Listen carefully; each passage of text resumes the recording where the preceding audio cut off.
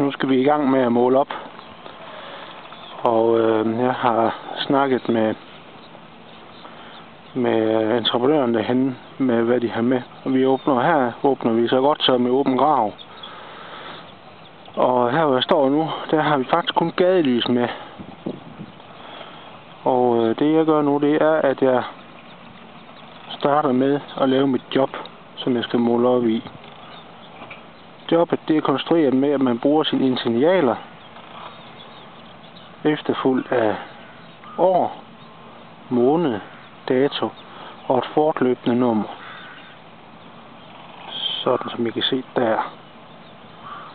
Og så gemmer man det. Og siger OK til det.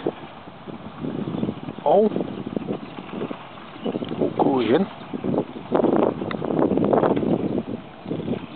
Og så er vi egentlig klar til at måle. Se. Så er der 2 ting, jeg skal sørge for her. Jeg skal have kodet en linje ind. For i det tilfælde her gadelys. Det gør jeg her. Og så siger jeg lige side for linjer. Og en ny linje. Linje 1. Den er god nu. Og hvad er det, vi skal måle op? Der har jeg mange muligheder her. Og jeg vælger hernede. Gadelysskabel. Så spørger den mig om den her. Hvad er det for noget gadelysskabel? Det er drift. Hvad er det for en type kabel? Det her der er det noget, der hedder Nolix Flex 90. Ledemateriale, det er kobber. Tværsnit er 4x6. Skærm er der ikke noget af.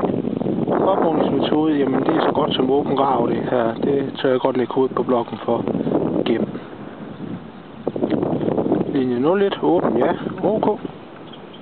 Og så er vi egentlig klar. Og vi har sat højden, det er 10 cm dækplads, eller 10 cm for det røde, I kan se nede i graven dernede. Og så til, til hvor kabel det ligger henad. Så vi starter med at måle op.